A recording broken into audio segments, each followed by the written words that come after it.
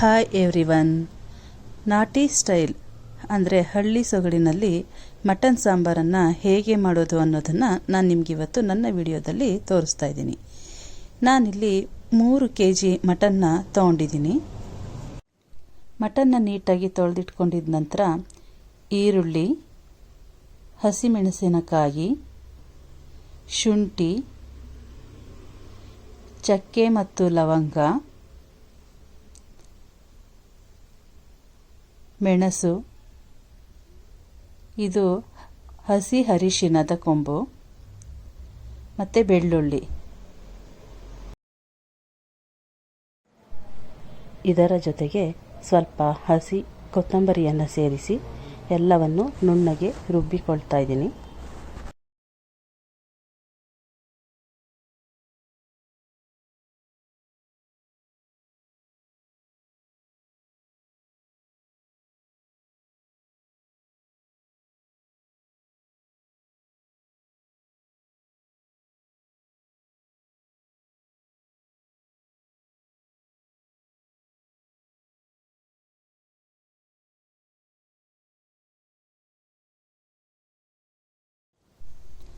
ನೋಡಿ, ಇವಾಗ ನಾನು ಈ ರೀತಿಯಾಗಿ ನುಣ್ಣಗೆ ರುಬ್ಬಿಕೊಂಡಿದ್ದೀನಿ. ಈಗ ಕುಕ್ಕರ್ನ ಕಾಯೋದಕ್ಕೆ ಇಟ್ಟು 3 ಸ್ಪೂನು ಎಣ್ಣೆಯನ್ನು ನಾನು ಕುಕ್ಕರ್ಗೆ ಹಾಕ್ತಾ ಇದ್ದೀನಿ. ಈಗ ಎಣ್ಣೆ ಕಾದ ನಂತರ ನಾನು ರುಬ್ಬಿಟ್ಟಿರುವಂತಹ ಮಸಾಲೆ ವಸ್ತುಗಳನ್ನೆಲ್ಲ ಸೇರಿಸಿ ಅದಕ್ಕೆ ಹಾಕ್ತಾ ಇದ್ದೀನಿ. ಈ ರುಬ್ಬಿರೋ ಮಿಶ್ರಣವನ್ನೆಲ್ಲ ನಾನು ಎಣ್ಣೆಗೆ ಹಾಕಿ ಅದನ್ನು ಚೆನ್ನಾಗಿ ಬಾಡಿಸ್ಕೊತಾ ಇದ್ದೀನಿ.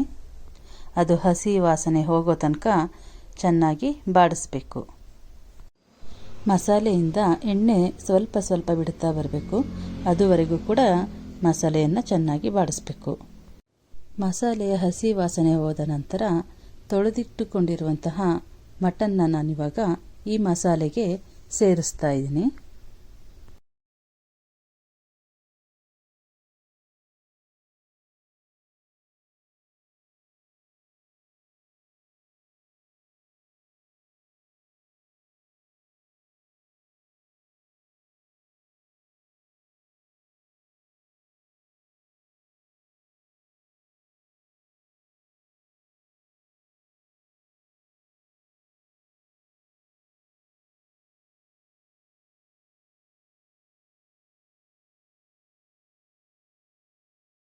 ಮಟನ್ ಜೊತೆ ಮಿಕ್ಸ್ ಮಾಡಿದಂತಹ ಮಸಾಲೆ ಸ್ವಲ್ಪ ಕುದಿ ಬಂದ ನಂತರ ನಾನು ಉಪ್ಪನ್ನು ಇಲ್ಲಿ ಸೇರಿಸ್ತಾ ಇದ್ದೀನಿ.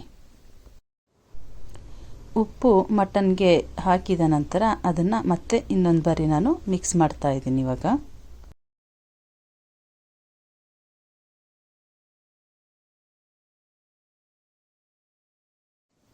ಇದನ್ನು ಮಿಕ್ಸ್ ಮಾಡಿದ ನಂತರ ನಾನೀಗ ಕುಕ್ಕರ್ ಲಿಡ್ನ ಕ್ಲೋಸ್ ಮಾಡಿ 2 ವಿಸಲ್ ಬರೆಸ್ಕೊತಾ ಇದ್ದೀನಿ.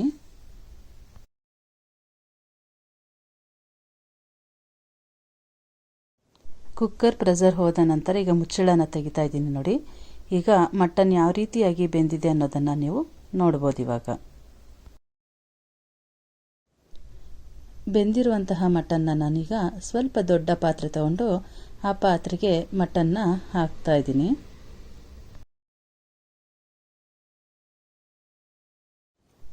ಮಟನ್ ಈಗ ಹಸಿ ಮಸಾಲೆನಲ್ಲಿ ಈ ರೀತಿಯಾಗಿ ಬೆಂದಿದೆ. ಈಗ ಈ ಸಾಂಬಾರು ಮಾಡೋದಕ್ಕೆ ಮತ್ತೆ ಇವಾಗ ಬೇರೆ ಮಸಾಲೆಗಳನ್ನು ಈಗ ರುಬ್ಕೋಬೇಕು.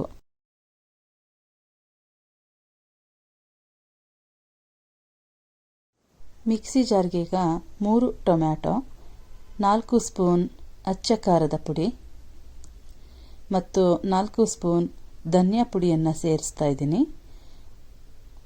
ಈ ಸೇರಿಸಿದ ನಂತರ ಅದಕ್ಕೆ ಸ್ವಲ್ಪ ನೀರನ್ನು ಸೇರಿಸಿ ನುಣ್ಣಗೆ ರುಬ್ಬಿಕೊಳ್ತಾ ಇದ್ದೀನಿ. ಈಗ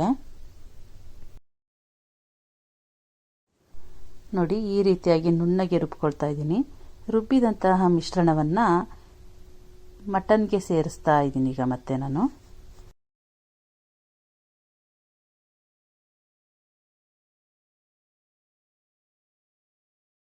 ಅದಕ್ಕೆ ಸ್ವಲ್ಪ ನೀರನ್ನು ಸೇರಿಸಿ ಮತ್ತೆ ಕುದಿಸ್ತಾ ಇದ್ದೀನಿ.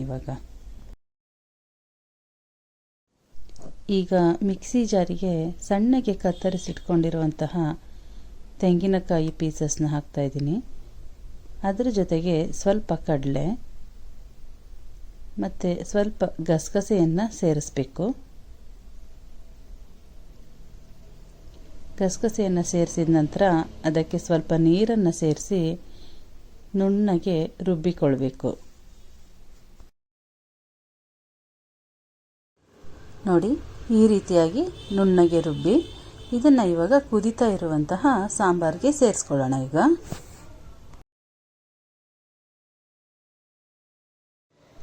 ಈಗ ಅದ್ರ ಜೊತೆಗೆ ಸ್ವಲ್ಪ ನೀರನ್ನು ಸೇರಿಸಿ ಚೆನ್ನಾಗಿ ಕುದಿಸ್ಕೊಳ್ಳೋಣ.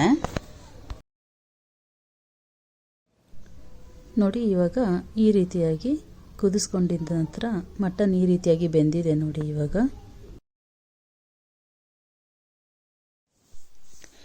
ಈಗ ಸ್ವಲ್ಪ ಉಪ್ಪನ್ನು ಸೇರಿಸ್ಕೊಂಡ್ರೆ ಸಾಕಾಗುತ್ತೆ. ಏಕೆ ಅಂತಂದರೆ ನಾವು ಮಟನ್ ಬೇಯಕ್ಕಿಟ್ಟಾಗಲೇ ಉಪ್ಪನ್ನು ಸೇರಿಸಿರೋದ್ರಿಂದ ಈಗ ಸ್ವಲ್ಪ ಉಪ್ಪು ಸೇರಿಸಿದ್ರೆ ಸಾಕಾಗುತ್ತೆ.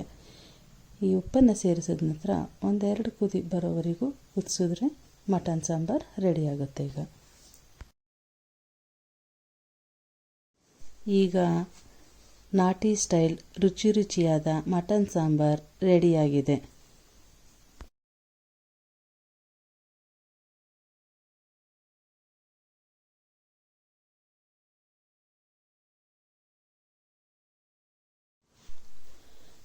ಮುದ್ದೆ ಜೊತೆ ತಿನ್ನೋದಕ್ಕೆ ಈ ಸಾಂಬಾರು ತುಂಬ ರುಚಿಯಾಗಿರುತ್ತೆ.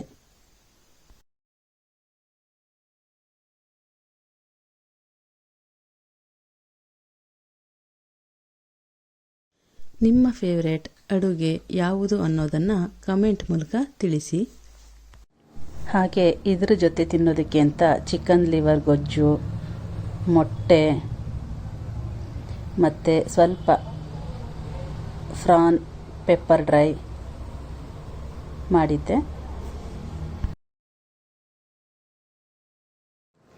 ಇವುಗಳನ್ನು ಮಾಡೋದು ಹೇಗೆ ಅಂತ ನನ್ನ ಮುಂದಿನ ವಿಡಿಯೋಗಳಲ್ಲಿ ಖಂಡಿತ ತಿಳಿಸಿಕೊಡ್ತೇನೆ.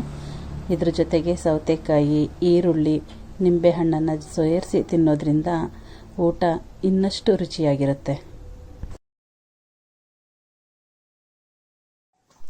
ಈ ವಿಡಿಯೋ ನಿಮಗೆ ಇಷ್ಟವಾದಲ್ಲಿ ಲೈಕ್, ಶೇರ್ ಮತ್ತು ಸಬ್ಸ್ಕ್ರೈಬ್ ಮಾಡಿ.